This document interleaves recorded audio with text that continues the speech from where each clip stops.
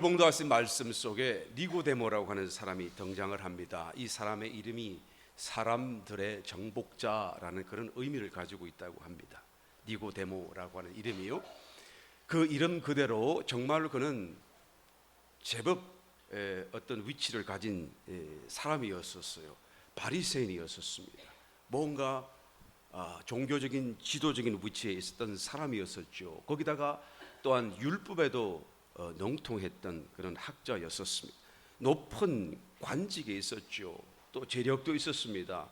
심지어는 유대인의 가장 높은 권력기관인 산헤드린 공회 또한 의원이었었던 것이죠. 오늘날로 말하기 하자면 입법자요, 국회의원이요, 소위 아주 소수의 정예 엘리트 중에 한 사람이었다라는 것을 볼 수가 있습니다. 그가 만약 오늘날 미국 땅에 저와 여러분과 함께 살고 있다고 한다면 아마 제법 멋진 그런 고급진 양복을 입고 또 괜찮은 차를 타고 다녔었을 것이고, 적어도 중년 이상, 아마 60대 정도 이상 나이가 되었었을 것입니다. 머리는 희끗희끗하다 못해 이제는 거의 백발이 더 많아 보이는, 그러나 기름칠을 하고 잘 빗어서 또 넘기고 정돈되고 얼굴은 흐트러짐이 없는 나름대로 성공적인 인생을 살았다고 하는 그런 인상을 충분히 느낄 수 있는 그런 모습의 사람이었을 거예요.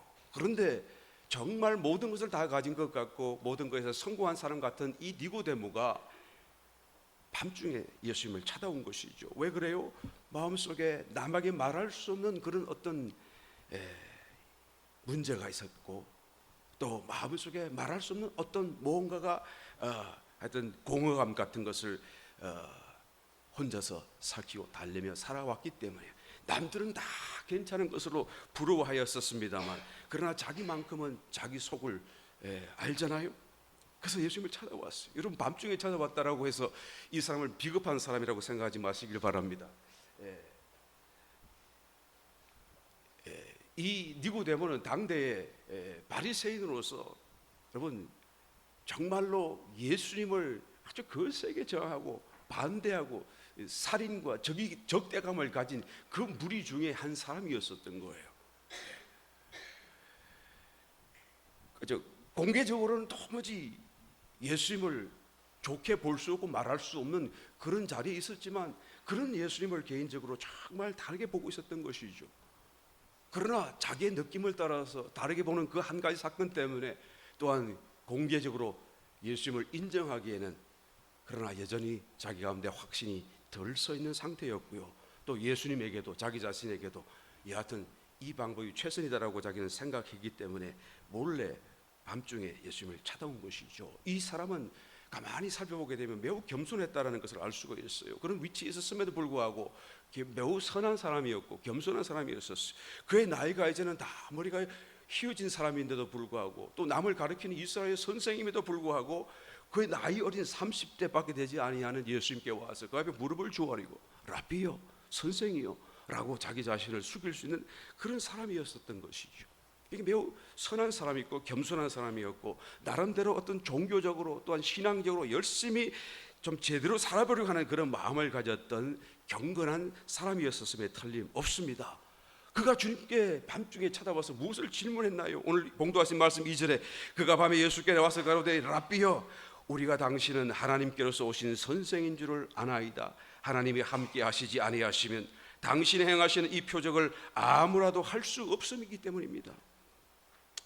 여러분, 이 말씀은 무슨 말이에요? 라비요, 사실 나는 주님 앞에 찾아왔지만 나는 무엇을 질문해야 할지도 잘 모르겠습니다. 그러나 내 속에는 분명히 무언가가 해결받지 못한 어떤 깊은 내적인 질문이 있다라는 것을, 그것이 계속 남아있다라는 것을 내가 느끼기 때문에 이 자리에 왔습니다. 내가 이 질문에 대한 답을 얻기 전에는 결단코 나는 내 마음이 편안한 안식을 누릴 수 없다라는 것을 내가 알고 있습니다. 아마 그것은 나의 인생의 의미에 관한 가장 깊숙한 질문인 것 같기도 합니다. 내가 보니 선생님이 하시는 그 놀라운 말씀과 표적들은 분명히 이 세상의 것과는 분명히 다릅니다. 하늘로부터, 하나님께로부터 당신과 함께하지 아니하신다고 한다면 이 표적과 이 능력, 이 기적은 아무나 할 수 없기 때문에 나는 당신을 하나님과 연관된 특별한 분으로 생각합니다. 그러므로 내가 이 밤에 당신에게 나아왔으니 내가 정말로 얻어야 될 그 어떤 대답을 명쾌하게 또한 해답으로 말씀해 주시지 않겠습니까? 라는 그런 내용이에요. 예수님은 벌써 그 심정을 꿰뚫어 보는 거예요. 많은 말을 하지 않았지만 그 속에 무엇이 진정한 문제인 것을 주님은 다 알고 계시는 것이죠. 여러분, 인생의 진정한 의미가 무엇인지를 우리는 다 알고 있습니까? 정말로 그것이 내가 머리로만 생각하고 아는 것이 아니라 내 온 존재적으로 그것을 내가 아멘하면서 정말로 지금도 실감하면서 그 인생에 내가 발견한 그 진정한 의미를 따라 내가 지금도 살고 있는 것입니까? 나의 인생의 가치가 과연 얼마나 큰 것이고 또 이 인생이 무슨 이유와 목적을 가졌는지 나는 분명하게 말할 수가 있는 것입니까? 무엇을 얻기 위해 나는 사는 것입니까? 왜 사는 것입니까? 다만 먹고 살기 위해서 사는 것입니까? 아니면 좀 더 잘 먹고 좀 더 잘 살기 위해서 사는 거예요? 결국 다 먹고 사는 것 뿐이라고 한다면 정말로 인생은 허무하기 짝이 없고 비참할 수밖에 없을 것입니다. 니고데모의 그런 어떤 깨달음과 심중 우리가 충분히 공감할 수밖에 없을 거예요. 이사야서 41장에 보게 되면 야곱을 부르실 때 너 지렁이 같은 너 야곱아라고 하나님이 부르시는 대목이 나와요. 야곱을 부르실 때 자기 힘으로 살고 자기 길을 따라 살고 하나님의 약속과 하나님의 길이 있음에도 불구하고 그저 믿음으로 순종하면 다 하나님이 예배해 놓으신 그 길을 갈 수 있음에도 불구하고 자기가 모르고 못 깨달으니까 자기 힘으로 자기의 삶을 자기가 계획하고 자기가 이런 목표를 따라서 살아보려고 하는 그런 야곱을 하나님이 뭐라고 부르신다고요? 지렁이 같다라고 말하는 거예요. 여러분, 사람이 어떻게 지렁이 같아요? 얼마나 큰 차이가 나는데 하나님이 너무 과장하시네요. 너무 과소평가하시는 거 아닙니까? 그런데 여러분 가만히 한번 우리가 먹고 사는 것만 생각하며 우리의 삶을 돌아보게 되면 정말 지렁이 같구나 하는 생각이 들어요. 어떤 면은 지렁이보다도 못하지 않을까라는 생각이 들어요. 여러분, 지렁이는 얼마나 살죠? 한번 내가 찾아보니까 4년 5년도 살고 뭐 오래 사는 녀석은 10년도 산다고 그래요. 그런데 그놈이 그냥 이렇게 피부로 숨을 쉬기 때문에 그죠? 너무 깊이 들어가도 숨이 막히니까 안 되고 또 너무 그냥 바깥으로 나와도 그냥 말라서 안 되고. 그러니까 이 생태계가 자연 생태계가 그가 살기에 녹록하지가 않아요. 그래서 대부분의 지렁이들은 1년을 채 못 살고 다 죽는다고 합니다. 그러니까 1년 동안 뭐 하며 살죠? 가만히 보면 그냥 꿈틀 뭘 먹는지 뭘 내뱉는지 모르지만 하여튼 꿈틀 뭐 그러고 살아요. 그러다가 죽는 거예요. 예. 그 왜 그렇게 살죠? 예. 지금 누구 얘기한다고요? 지렁이 같은 너 야곱아라고 얘기하는 거예요. 우리가 먹고 사는 것만을 생각한다면 이 지렁이만큼 또 지렁이보다 나은 게 없어요. 그냥 먹고 살고 지내고 그리고 또 그것이 좀 더 잘 먹으려고 그러고 좀 더 좋은데 좀 좋은 삶을 살려고 하는 그런 여러분 참으로 탐욕스러운 욕심을 따라 사는 것 그 삶 자체가 결국은 여러분 아무런 의미가 없지 않아요. 이 니고데모가 그것을 느낀 것입니다. 자기가 어느 위치에 오르고 난 뒤에 자기가 가지고 싶은 목표를 이룬 뒤에 남들이 부러워한 자리에 서고 보니까 자기의 인생을 정말 깊이 성찰하게 된 것이죠. 나는 말씀을 믿고 나는 하나님을 믿는데 과연 내가 죽으면 천국에 갈 수 있을까? 과연 하나님이 나를 아신다고 하실까? 내 이름을 기억하실까?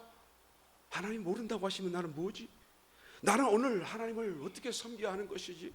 말씀을 따라 내가 스스로 쳐서 복종하긴 하지만 그런데 과연 이것을 하나님이 알기나 하실까? 나는 하나님이 살아계신다고 하는데도 그 하나님을 나는 왜 못 느끼는 것일까? 그의 삶 속에 정말 인생의 깊은 내적인 질문을 가지게 되는 것입니다. 나는 이렇게 살다가 끝마치고 마는 것인가? 내가 죽은 뒤에 어떤 하나님 앞에 설 수 있다는 어떤 확실한 보장은 어디에서 얻을 수 있는 것인가? 그런 복합한 어떤 그런 복잡한 내면의 그런 여러 가지 질문을 가지고 그 인생의 문제의 의미를 갖고 정말로 세상 사람 같지 않은 예수님께 자기보다 나이가 반이나 더 젊은 그 사람 앞에 서서 답을 얻으려고 하는 겸손한 자로 지금 무릎을 조아리고 있는 것입니다. 그런데 주님이 뭐라고 대답하시죠? 참으로 기가 막힌 대답을 해요. 그리고 니고데모가 얼른 이해할 수 없는 대답을 하시는 것입니다. 니고데모야, 너는 나에게 어떤 명쾌한 가르침을 얻으려고 하지만 그러나 나는 그렇게 대답하려고 하지 않는다. 또 할 수도 없구나. 네가 정말로 원하고 너에게 필요한 것은 어떤 명쾌한 가르침이 아니요, 네가 배워서 듣고 배워서 깨달아서 얻을 수 있는 것이 아니라 너에게 정말로 필요한 것은 생명의 문제이다 라고 얘기하시는 거예요. 오늘 주님이 뭐라고 이 니고데모에게 인생의 해답을 주시는지요, 그 대답을 따라서 한번 천천히 우리 한번 살보기를 원합니다. 그리고 정말 우리 중심 속에 이 대답의 의미, 그 깊이를 다시 한번 깨닫고 우리의 삶 속에도 이 분명한 해답을 내가 알았노라 깨달았노라, 이 가치와 이 이유와 이 목적을 내가 정말로 실감할 수 있는 이 귀한 은혜가 되시기를 예수님 이름으로 다시 한번 축원합니다. 예수님께서 첫 번째로 대답하신 것이 거듭나야 한다라고 말씀해요. 3절 예수께서 대답하여 가라사대 진실로 진실로 내게 이르노니 사람이 거듭나지 아니하면 하나님 나라를 볼 수 없느니라. 사람이 거듭나야 하고 첫 번째로, 두 번째로 거듭났기 때문에 하나님 나라를 볼 수 있게 되는데, 하나님 나라를 볼 수 있어야 인생의 해답을 얻게 된다라는 거예요. 내가 지금 어떤 참으로 그냥 수사학적인 현란한 철학적인 그런 말로 또한 어떤 명쾌한 어떤 가르침으로 너에게 말을 해 주어도 그것은 아무 소용이 없다. 정말로 인생의 해답을 얻기 원한다고 한다면 너는 새롭게 태어나야 한다.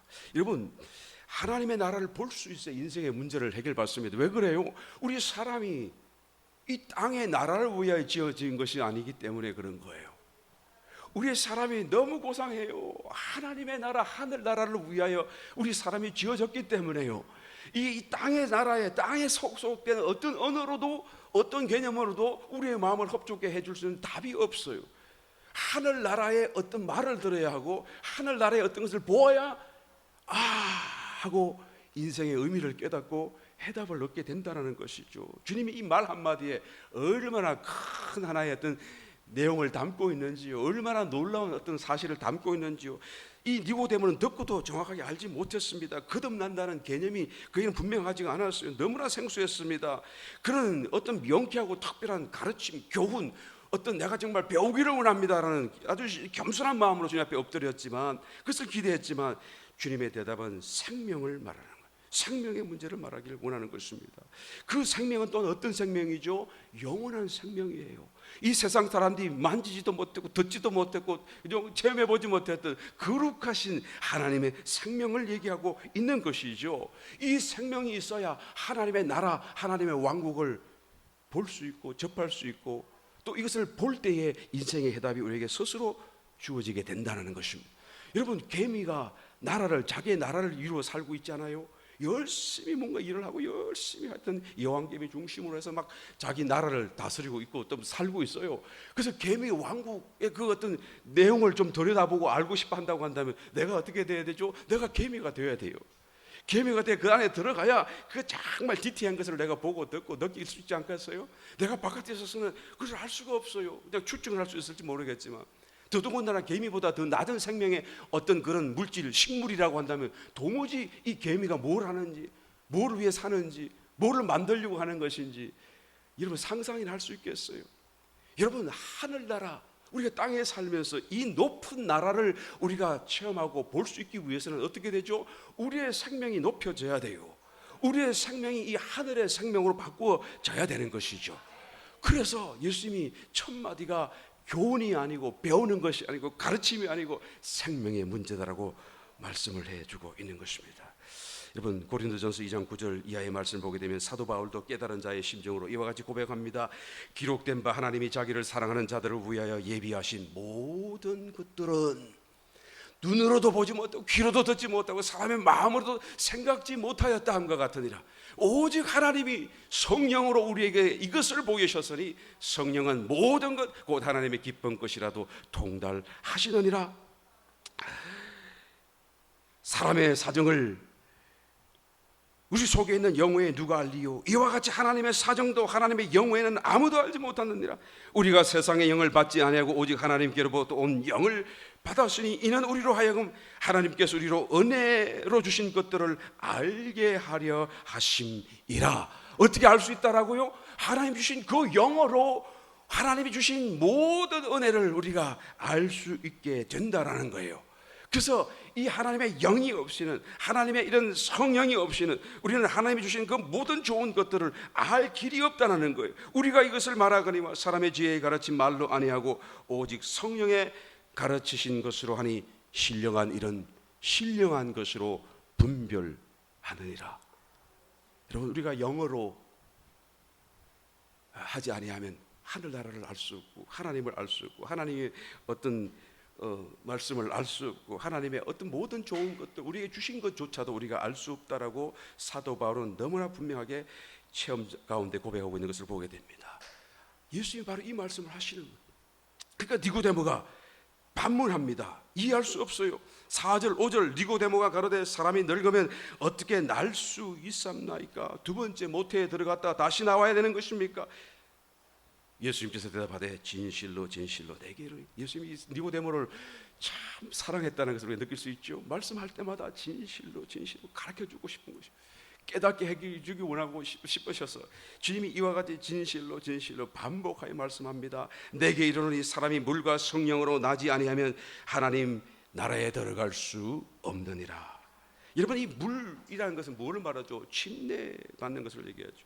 침례는 무엇을 의미합니까? 우리를 씻기는 것이 아니고 우리를 끝내는 작업이에요. 우리의 옛사람, 우리의 옛생명, 우리의 옛창조를 물속에 잠그어서 장사 지내는 것이 침례예요. 우리 죄를 깨끗이 하는 게 아닙니다. 여러분, 오해하지 마시길 바랍니다. 나를 깨끗한 사람으로, 의인으로 만들려고 하는 것이 아니에요. 우리를 끝내는 거예요. 우리를 씻겨도 소용없어요. 사실은요, 우리를 사실 정말 죄를 다 씻어놓아도 그냥 씻어놓기만 하면 우리는 금방 다시 죄를 짓기 때문에요. 그래서 의미가 없어요. 이 침례 물이라고 하는 것은 우리를 끝장내는 거예요. 우리를 완전히 죽음 가운데 밀어넣는 것입니다. 우리의 옛 삶을, 그냥 옛 창조를 이제는 완전히 끝내는 것. 더 이상 가능성이 없다. 너는 죽음밖에 없다. 이 옛 사람에게서 빠져나오라. 옛 사람을 더 이상 쓰지 말라라는 말이 물이에요. 이게 죽었으니까 말이에요. 이제 다시 살아나야 되잖아요. 이 물과 성령이라는 이 말의 의미를 아마 이 니고데모는 매우 많이 듣고 많이 생각했을 거예요. 왜냐? 세례 요한이 말했거든요. 나는 물로 너에게 세례 주거니와 내 뒤에 오실 분은 나는 그의 신들매도 감당 못할 텐데 그는 성령으로 너에게 세례 주실 것이다. 그러니까 이 물로 세례 주고 그 다음에 성령으로 세례 주고, 그러니까 성령으로 세례 주실 분이 누구인지는 모르지만 분명히 오실 텐데 나는 그분을 기다리고, 또 성령으로 세례 주는 것이 무엇일까 생각하면서 저 세례 요한이 물로 세례 주는 걸 보니까 성령으로 우리를 씻겨주는가 보다 라는 정도로만 생각하지 않았겠어요. 이 물의 역사 사역이라고 하는 것은 세례 요한의 사역, 주된 사역이 있다고 한다면, 그러면 예수님은 이제는 성령의 사역인 것이죠. 성령의 사역이 뭡니까? 우리를 다시 살리는 거예요. 중생케 하시는 역사죠. 이 니고데모가 이 성령의 세례라는 건 듣긴 들었지만, 알고는 있긴 하지만 정확하게 그 말의 의미는 깨닫지 못하고 있었습니다. 그러니까 거듭난다는 말도 모르잖아요. 성령의 세례는 우리를 씻기는 게 아니라 우리를 살리는 역사죠. 물은 우리를 죽이는 것이라고 한다면, 성령은 그 죽은 우리를 다시 살리는 역사예요. 중생케 하는 거예요. 거듭나게 하는 거예요. 거듭나는 것을 이해할 수가 없었어요. 우리도 지금 생각해 보면 너무나 신기한 것이고 너무나 신비한 거예요. 그 거듭난 역사, 우리 속에 일어났다는 이 사건이 얼마나 신비롭고 신기한 사건인지 생각하면 할수록 우리가 놀라서 참으로 하나님 앞에 감사와 고백을 하지 않을 수 없을 것입니다. 6절 8절로 육으로 난 것은 육이요 성령으로 난 것은 영이니 내가 내게 거듭나야 하겠다 하는 말을 기이 여기지 말라. 바람이 임의로 불매 내가 내 그 소리를 들어도 어디 쏘며 어디로 가는지 알지 못하나니 성령으로 난 사람은 다 이러하니라. 여러분, 바람은 손으로 잡히질 않아요. 눈으로도 안 보여요. 그런데 그것이 소리를 내고 귀로 듣게 만들고 바람이 있다는 것을 우리로 알게 하는 것이죠. 다시 말하면 성령의 역사가 바람 같다는 이 말은, 성령의 역사는 우리의 눈으로 손으로 만질 수 없으나 우리의 이해 차원을 뛰어넘으나, 그러나 그것이 분명히 눈에는 보이지 않아 할지라도 있다, 소리가 있다, 그 결과가 있다라는 것을 얘기하는 거예요. 그래서 성령의 안의 역사와 사역이 바로 우리의 이해의 차원, 우리의 지성의 차원을 뛰어넘는 어떤 새로운 차원의 영적인 차원에서 성령이 존재한다라는 것을 주님이 이렇게 비유하여 말씀하고 있는 것입니다. 성령이 우리 속에 와 계신 것을 믿으시면 아멘하시고, 우리의 눈에는 안 보이지만 그것은 존재한다는 사실은 알 수가 있어요. 그런데 그 성령을 우리가 얼마나 의지하고 사는가? 우리 니고데모의 이 질문 앞에서 또 주님의 대답 앞에서 우리 스스로 한번 돌아보아야 됩니다. 어떤 사람이 질문하면 목사님, 교회 올 때는 꼭 양복을 입어야 됩니까? 그렇게 질문을 하더라고요. 근데 어떤 사람 보면은 정말로 양복을 탁 차려입고 넥타이를 메고, 자기만 입는 게 아니라 자기 아들들도 다, 어린 애들도 양복을 탁 해서 입히고 넥타이를 입혀가지고 탁 앉으면 보기 좋잖아요. 참 귀엽기도 하고 말이죠. 그래서 그 양복을 그래요. 어떻게 이렇게 구하셨어요? 그러면 예배 오기 위해 특별히 구한 것입니다. 예배 복일 때만 입히는 옷입니다라고 하면 더 마음이 그래요. 이 사람이 정말 예배를 어떻게 생각하는가라는 생각하면서 때때로 감동이 되죠. 근데 어떤 자매는 그냥 배꼽티를 탁 입고 와가지고, 아유, 배꼽티를 입고 왔어요. 하나님의 중심을 보시는 하나님이시잖아요. 저는 이렇게 말할 때마다 그래, 당신도 맞고 다 맞아요. 괜찮아요. 하나님이 뭐 양복 입었다고 해서 더 축복하시고, 그다음에 뭐 배꼽 입고 왔다고 야단치시지 않습니다. 다 괜찮아요. 그런데 이런 사람 볼 때마다 저는 한 가지 질문을 해요. 만약에 말이죠, 당신이 미국 대통령을 만나러 간다고 한다면 어떤 옷을 입겠어요? 라고 질문하는 거죠. 내가 가장 깨끗한 옷, 내 옷장에 있는 옷 중에 가장 멋진 옷을 꺼내 입고 가지 않겠어요? 안 그래요? 저만 그런가요? 좀 뭔가 멋진 사람을 만나러 갈 적에 말이죠. 뭐 트럼프 대통령이 그렇게 높은 사람은 아닙니다만은, 그죠? 저와 여러분 여왕과 같은 제사장이잖아요. 아멘. 그러니까 뭐 트럼프도 예수님 믿는지 안 믿는지 잘 모르겠습니다만은, 여하튼 뭐 믿으면 우리하고 비슷한 사람이고, 안 믿으면 우리보다 못한 사람일 텐데, 여하튼 세상적으로 보면 높은 사람 같이 보이잖아요. 그럴 때 우리가 좀 멋진 옷을 좀 입고 가게 되지 않겠어요? 여러분, 예배 올 때 누구 만나러 오는 거죠? 예수님 만나러, 하나님 만나러 오잖아요. 하나님 만나러 올 때 내가 어떤 마음으로 옷을 가려빌까요? 어떤 사람이 나는 이 배꼽티가 괜찮아 하면 그거 입으면 되는 거예요. 나는 최선이야, 제일 멋진 옷이야. 하나님이 기뻐하실 거라고. 문제는 여러분, 왜 내가 지금 하나님을 만나러 간다라 하는 그 느낌이 없는가가 더 문제예요. 대통령 만나러 간다 할 적에는 내 느낌이 완전히 오는데, 왜 하나님 만나러 가는 데는 그 느낌이 없는가 하는 것이 더 큰 문제죠. 어떤 사람이 또 질문하대요. 목사님, 성도가 담배 피워도 돼요? 그래서 뭐 대답을 제가 얼른 안 하면, 성경에 그런 말이 어디 있어요? 그러니까 없으니까 피워도 되죠? 라고 하는 그런 지금 반문과 같은 것이죠. 성경에 그런 말 없어요, 여러분. 피우고 싶으면 피워도 되고, 안 피우고 싶으면 안 피워도 되고. 성경에 커피 마시라는 말이 있나요? 없네요. 그럼 커피 마시면 안 되나요? 여러분, 우리가 지금 내 속에 계신 성령이 뭐라고 말씀하시는가를 귀 기울여 들어야 되는 것입니다. 우리 각자 모두 이미 거듭났어요. 성령이 우리 속에 와 계시는 것이죠. 내주하시는데 왜 안 계시는 것 같이 생각하고, 안 계시는 것 같이 판단하고 말하고 삶을 사느냐는 얘기죠. 왜 성경에서 그냥 있느냐 없느냐, 없으면 나는 안 믿어, 없으면 나는 안 해 라고 왜 그렇게 말을 하는 것이죠. 이 성경은 전부 다 내 속에 계신 성령의 말씀과 일치되는 것으로서, 여러분, 지금도 성령의 감동 없이는 성경을 제대로 이해할 수 없고, 성경의 본의를 여러분 이해할 수 없다라는 것을 우리는 알아야 되는 것이죠. 우리 속에 성령이 와 계셔. 거듭나 있어요. 니고데모는 아직 거듭나기 직전입니다만은 거듭나 있어요. 거듭나 있다는 이 생명, 이 중생의 생명이 얼마나 위력적인지 말이죠. 예수님이 바로 이 요한복음 이 3장 이후로 9가지 사건을 통해서 우리에게 보여주셨어요. 그 예수님의 생명은 본래적인 당신의 생명이지만 그 동일한 생명이 우리에게 중생의 생명으로 주신 것이잖아요.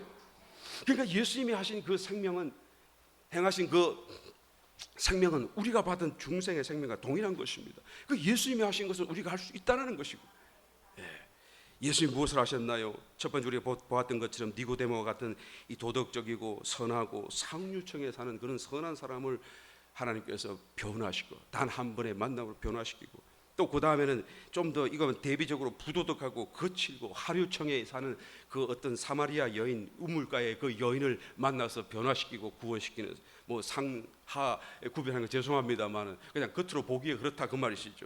그래서 그냥 높고 낮은 사람 막문하고 예수님께서 만나는 사람들마다 이 놀라운 변화로 구원의 역사로 그들을 바꿔 놓으셨던 것을 보게 되죠.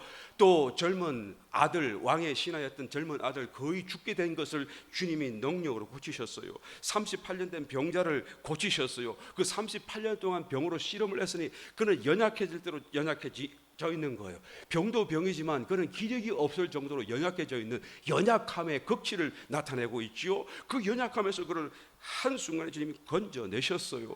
오병이어로 그 배고픈 무리들을 다 공급하시고 또 목마른 사람 다 내게로 오라 주님의 말씀으로 그에게 그 갈증을 해소한 것을 보게 됩니다. 또 한 여인의 현장에서 가늠하다 잡혔어요. 그를 죄책감 속에 죄의 속박 속에 떠나지 못하는 그 여인을 주님이 만나셨고 또한 그를 구원해 주셨어요.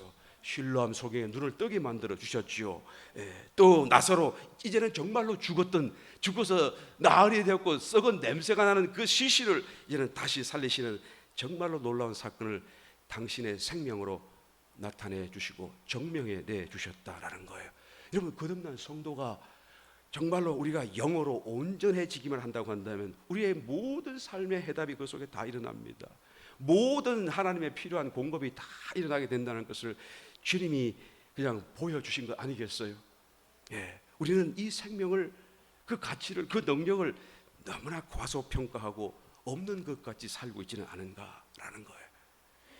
그러니까 예수님께서 연이어서 이 니고데모의 질문 앞에서 계속하여 그 자리로 나아갈 수 있는 것을 또한 가르쳐 주시고 제시해 주어요. 어떻게 거듭날 수 있는가를 말씀해 주는 것이죠. 물과 성령으로 거듭난다는 것을 부연하여 설명하시는 것이죠. 14절 15절 모세가 광야에서 뱀을 든 것 같이 인자도 덜려야 하리니 이는 저를 믿는 자마다 영생을 얻게 하려 하심이니라. 모세가 광야에서 노스로 만든 불뱀을 들었던 것을 비유하여 말씀한 그것을 다시 거론하시는 것이죠. 왜 노뱀을 만들어 들었습니까? 이 이스라엘 백성들이 광야길로 돌아가니까 막 불평이 쏟아지고 똑바로 가면 금방 들어갈 텐데 돌아가라 그러니까 그냥 불평이 쏟아지니까 그냥 하나님께서 불뱀을 보내가지고 막 물게 하니까 순식간에 막 수많은 사람들이 죽어져가요. 맹독으로 죽어져가요. 그러니까 모세가 엎드려 막 하나님 부르니까 하나님께서 모세의 기도를 들으시고 내가 본 그 불뱀의 모양대로 노스로 뱀을 만들어 장대에 달아 높이 들어라. 그리고 사람들로 하여금 물린 자마다 보게 하라. 쳐다보는 사람들마다 다 다시 살게 되리라. 주님이 말씀해 주셨죠. 그래서 이것을 지금 예수님이 다시 한 번 더 거론하시는 거예요. 내가 이와 같다라는 거예요. 나를 쳐다보기만 하면 너희가 영생을 얻게 될 것이다 라고 지금 얘기해요. 그 광야의 노뱀을 물린 자마다 지금 죽어가더라도 보기만 하면 고개를 보기만 하면 그냥 신기하게 살아났어요. 여러분 쳐다본다는 것은 매우 간단한 일이죠. 너무 쉬운 일이에요. 그런데도 이것이 안 되는 사람에게는 정말 어렵고 힘든 거예요. 쳐다보기만 하고 그러는데도 아이고 그게 무슨 과학적으로 무슨 증명이 되기나 해. 뭐 다만 쳐다본다는 것이 뭐 그 큰 무슨 효리나 있겠어? 차라리 모를 것 같으면 나를 물었던 저 불뱀을 보는 게 더 선명하고 더 정확하지 않겠어? 막 온갖 생각으로 그냥 고개를 돌려 보기만 하면 될 거를 그게 안 되는 사람은 그렇게 어려운 거예요. 안 믿어지는 사람은 그렇게 안 믿어지는 거예요. 온갖 이론과 사상이 나를 그냥 점령하고 내 고개를 돌리는 것을 붙들고 끌어당기는 것이. 여러분 그 노뱀을 쳐다본다는 것이 뭐가 다르죠? 한 가지 다른 게 분명한 다른 것이 있어요. 노뱀은 정말 노뱀일 뿐인 것이고 아무것도 아닌 것입니다만 그러나 그 노뱀을 향하여 하나님이 하신 말씀이 계신 것이죠. 너희가 그것을 보게 되거든 보는 자마다 다시 살리라. 그 하나님의 말씀이 그 노뱀에 걸려 있는 거예요. 그 노스로 만든 뱀은 아무것도 아니죠. 장대도 아무것도 아니죠. 우리가 쳐다본들 아무것도 아니겠습니다만 그러나 다른 어떤 것을 보는 것과 다른 이유가요. 이 노뱀과는 하나님의 약속이 거기에 달려 있더라라는 것이죠. 하나님 말씀이 거기 있기 때문에 우리가 믿음으로 돌아가게 되면 그 말씀대로의 역사 하신 그 말씀의 역사가 우리에게 미치게 되는 거예요. 이 믿음의 비밀이죠. 이게 믿음의 비밀이 아무거나 믿는다고 되는 거 아니에요. 하나님이 하신 약속이 있기 때문에, 하나님이 하신 말씀이 있기 때문에 우리가 그것을 믿을 때 믿음의 역사가 일어나게 되는 것입니다. 민수기 21장 8절 9절 여호와께서 모세에게 이르시되 불뱀을 만들어 장대 위에 달라 물린 자마다 그것을 보면 살리라. 모세가 놋뱀을 만들어 장대 위에 다니 뱀에게 물린 자마다 놋뱀을 쳐다본 적 살더라. 여러분, 예수님께서 십자가에 돌아가신 것을 우리는 어린 양으로도 비유합니다. 왜 어린 양의 비유라고 하는 것은 대속의 문제를 다루는 것이죠. 우리 죄를 씻기는 것이고 속죄하는 문제입니다. 이 대속의 문제는 그죠? 우리를 깨끗하게 할지언정 우리를 다시 살아나게 한다는 것을 말하는 게 아니에요. 우리로 하여금 다시 죄를 이길 수 있는 어떤 특별한 힘을 갖게 된다는 것을 말하는 것이 아닙니다. 어린 양으로서 비유된 것은 우리 죄를 씻는 것을 얘기하고 대속하는 것이고 우리를 깨끗게 하는 것을 의미하는 것이죠. 그런데 유독 어린 양을 얘기하지 않고 놋뱀을 얘기하시는 그 이유가 어디 있죠? 이 놋뱀은 바로 사단이잖아요. 그 뱀은 사단이잖아요. 사단의 상징이잖아요. 그 놋이기 때문에 그 속에 독은 없습니다만은 그러나 사단을 상징하는 것이잖아요. 장대에 달았다는 것은 예수님이 십자가에 일단 고난 받으실 그 순간에 사단도 함께 못 박으셨다는 것을 말씀하시는 것이잖아요. 사단을 십자가에 못 박고 사단을 그냥 죽이는 문제, 사단을 다루는 문제를 지금 이 놋뱀으로 주님은 말씀하고 있다라는 것이죠. 사단을 이길 수 있고 사단에게서 해방될 수 있는 길이 바로 여기에 있다라는 것을 말씀하길 원해요. 그런데 그것은 동시적으로 사단이 죽는 것과 동시에 우리는 다시 쳐다보면 적시로 살아나는 다시 사는 것이 이 가운데 일어나는 거예요. 그러니까 다시 사는 이 중생의 생명이 우리를 죄에서 이기게 만들어준다는 거예요. 사단의 본성을 이기게 만들어주는 거예요. 죄 안 지을 수 있고 안 짓고 살 수 있도록 이 새로운 생명이 우리를 붙들어 승리하게 만들어줄 수 있다라는 것을 예수님이 말씀하기를 원하는 것입니다. 그래서 이 새 생명이 이토록 놀랍다. 다만 우리의 죄를 씻고 죄속하고 대속하고 속죄하는 것뿐만 아니라 이제는 그 죄를 짓게 했던 죄를 이기고 사단을 이기고 우리가 하나님과 같이 살고 하나님을 알게 하는 이 놀라운 생명의 힘과 능력으로 너희를 거듭나게 한다라는 것을 말씀하기 위하여 광야에서 든 놋뱀을 말씀하는 거예요. 여러분, 저와 여러분 이미 거듭났습니다. 우리는 매일같이 죄를 이기며 살고 있는가? 우리는 되돌아볼 수밖에 없어요. 왜 못 이길까요? 우리가 영생을 받았음에도 불구하고 그 영생의 힘이 우리의 마음을 지배하도록 우리의 마음 안에서 거듭나도록 그것을 받아들이지 않고 있기 때문에 그런 것이죠. 영이 우리의 마음을 지배하도록 영을 우리 마음속에 받아들여야 되고 우리가 다시 한번 마음 안에서 거듭나는 일이 매일같이 다시 반복되어져야만 되기 때문이다라는 거예요.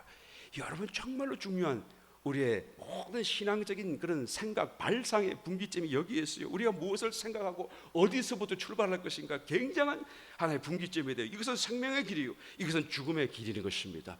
우리가 계속하여 영을 선택하면 그것은 생명을 얻는 것이고 생명으로 열매를 맺는 것이지만, 그러나 영 아닌 것을 가지고 우리의 생각으로 우리의 지성으로 우리의 시비를 따지고 우리의 이해의 능력 속에서만 머물러서 우리가 판단하며 살고 성경에 있나 없나만을 생각하면 우리가 생각하며 산다고 한다면, 여러분, 그것은 선악과의 과실을 따는 일과 다름이 없다라는 것입니다. 구원받고 중생한 성도일지라도 선악과의 길로만 간다고 한다면 그것은 진정한 신앙의 길이 될 수가 없지요. 주님 앞에 어떠한 성령의 열매를 갖고 또한 자랑할 수 없게 될 것입니다. 여러분, 피상적인 어떤 삶의 목표를 신앙의 목표라고 오해하면서 우리가 그냥 무의식적으로 살고 있지는 않습니까? 어떤 사람은 알코올 중독에 살아요. 그러니까 내가 기도하고 막 신앙생활, 교회생활 열심히 해서 알코올 중독에서 해방되면 나는 승리한 것으로 생각하지 않습니까? 마약이 중독되었습니다. 마약에서 해방되는 것이 신앙생활이고 승리하는 것이라고 생각하지는 않습니까? 물론 승리예요. 그러나 신앙생활은 그런 정도의 피상적인 승리가 아닌 것입니다. 담배 피우는데 담배를 내가 끊으면 내가 승리하는 것입니다. 가정에 불화가 일어나는데 내가 승리하면 그러면 평화가 오면 승리하는 것입니까? 자녀의 문제가 해결되면 내가 승리하는 것입니까? 여러분, 해결되지 않아도 승리할 수가 있습니다. 재정적인 문제가 해결되면 그러면 내가 승리하고 신앙생활 잘하는 것입니까? 여러분, 아니에요. 자신의 현재의 삶을 조금 더 윤택하게 만드는 것이 신앙생활이 아니다라는 것을 알아야 되죠.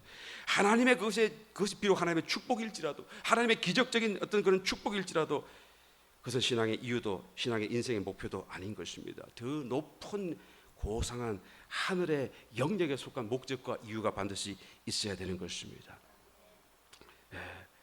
우리 그것이 무엇인지 한 번에 다 몰라도 괜찮습니다. 그러나 분명한 것은 그 성령, 바람으로 소개된 성령처럼 바람이 불대 임의로 불대 너희가 그 소리는 듣지만 어디서 와서 어디로 가는지 알지 못하는 것처럼. 그러나 분명한 것은 그 바람이 소리를 내야 된다는 거예요.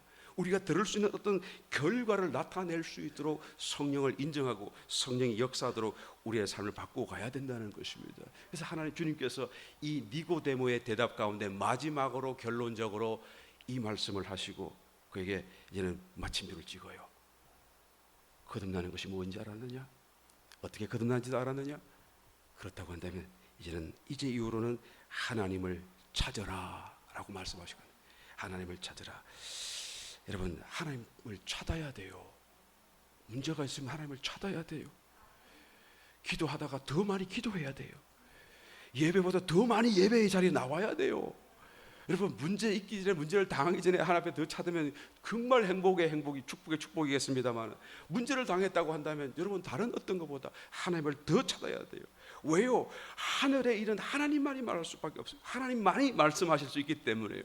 우리는 하나님께로부터 그 말씀을 들어야 우리의 눈이 열리고 하나님의 뜻을 알고 하나님의 축복의 길로 우리가 들어설 수 있기 때문에요. 20절 21절 말씀을 가서 보게 되면 악을 행하는 자마다 빛을 미워하여 빛으로 오지 아니하나니 이는 그 행위가 드러날까 하며 진리를 쫓는 자는 빛으로 오나니 이는 그 행위가 하나님 안에서 행한 것임을 나타내려 함이라 하시니라. 그죠? 빛을 미워해서 악을 행하는 사람은 안 오는데요. 빛 가운데로 오지 않는데요. 그런데 정말 빛을 사랑하는 사람들은 빛 가운데로 자꾸 찾아오는데요. 이것을 자기 자신을 나타내려 하는 것이 아니고 자랑하려고 하는 것이 아니고 그것이 좋기 때문에 오는 것이죠. 악을 행하는 사람은 빛을 미워하고 빛을 싫어하기 때문에 빛에서 자꾸 도망가지만은, 그러나 반대로 이 대립된 개념이죠. 빛을 좋아하는 사람, 선을 행하는 사람은 오히려 그것이 좋기 때문에 자꾸 빛 가운데 찾아오는 것입니다. 빛 가운데 오니까 사랑이 느껴지고 빛 가운데 오니까 더 행복해지고, 그죠? 그냥 여러 장작더미가 하나가 돼서 막 불타오르면은 그죠? 그냥 탁탁탁탁 소리를 내면서 불꽃이 튀어오르는데 얼마나 신나게 잘 타오릅니까? 혼자 있을 때만은 너무나 다르죠. 그래서 거기서 어떤 확신이 생겨지고 뭔가를 더 교통이 생겨나고 뭔가 더 더해지는 어떤 그런 힘과 역사가 일어나고 이와 같아요. 그래서 자꾸 빛으로 가려고 그러고 자꾸 하나님께로 가려고 그러고죠. 자기 자신을 자랑하려고 하는 거 아니죠. 그래서 하나님을 찾아라 라고 말씀하는 것입니다. 13절 하늘에서 내려온 자 곧 인자 외에는 하늘에 올라간 자가 없느니라. 하늘에 올라간 자가 없습니다. 여러분, 지금도 없고요. 예수님 외에는요. 내가 천국 갔다 왔다, 그건 다 거짓말입니다. 여러분, 만약 갔다 왔으면 환상으로 본 것이겠죠. 절대로 올라갈 수가 없습니다. 하늘에 내려서 내려온 자 곧 인자 외에는 하늘에 올라간 자가 없다. 예수님만 갔다. 예수님만 하늘나라를 알고 예수님이 지금도 하늘나라의 모든 일들을 안다. 11절과 12절 진실로 내게 이르노니 우리 아는 것을 말하고 본 것을 증거하노라. 그러나 너희가 우리 증거를 받지 아니하는도다. 내가 땅의 일을 말하여도 너희가 믿지 아니하거든. 하물며 하늘 일을 말하면 어떻게 믿게? 여러분, 땅의 일이라고 하는 것은 세속적인 일을 얘기하는 게 아니에요. 땅에서 일어나는 일들을 얘기하는 거예요. 지금 예수님이 이 땅에 오신 것도 얘기하는 것이고 인자가 되시 성육신 것도 얘기한 것이고 구원받고 중생하고 이런 것이 다 땅의 일이잖아요. 지금 땅에서 일어나는 일이잖아요. 그걸 얘기했는데도 네가 믿지 못한다고 한다면, 그러면 하늘에서 일어나는 더 놀라운 일들을 얘기하면 네가 어떻게 이해하겠느냐. 그 거룩한 일을 얘기하는 게 아니고요. 하늘에서 지금 현재 일어나는 일들을 예수님이 너에게 말해주기를 원하는데 네가 땅에서 일어나는 일도 다 이해할 수 없고 믿을 수 없다고 한다면 어떻게 알겠느냐. 한 번에 다 몰라도 괜찮아요.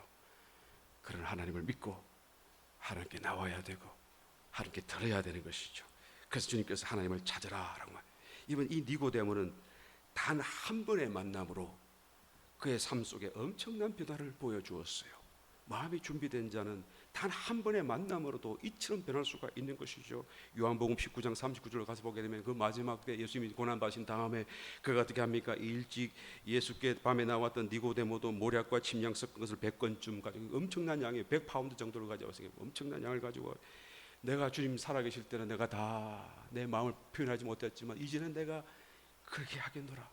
이제는 그냥 요즘 말로 하면 커밍 아웃. 이 영어로 맞는 아닌지 모르겠습니다만 한국에서는 그런 말을 하대요. 내가 숨겨져 있다가지는 세상에 나 자신을 나타내는 것을 커밍아웃이라 그러대요. 자기가 커밍아웃한 거예요. 이제 이 커밍아웃은 굉장한 위험이에요. 바리새파에게 그냥 그 세계에 저항을 받고 내쫓김을 당하고 그의 재산을 다 잃어버릴 수도 있고 가족에게도 다 그냥 그 모든 것을 잃어버릴 수 있는 위험이 있음에도 불구하고 단호하게 그런 커밍아웃, 제가 내 자신을 나타내. 나는 예수 믿는 사람이다. 나는 더 이상 너희와 같지 않다. 나는 죽어도 예수님을 따라가겠다. 그가 나중에 니고데모 복음서 외경이긴 합니다만 그걸 썼잖아요. 거기에 보게 되면 그가 얼마나 주님을 그의 입술로 시인하고 따랐는지를 자세하게, 얼마나 담대하게 내가 주님을 따랐는지를, 결연하게 따랐는지를 고백하고 있는 것을 보게 되면 정말 감동이죠.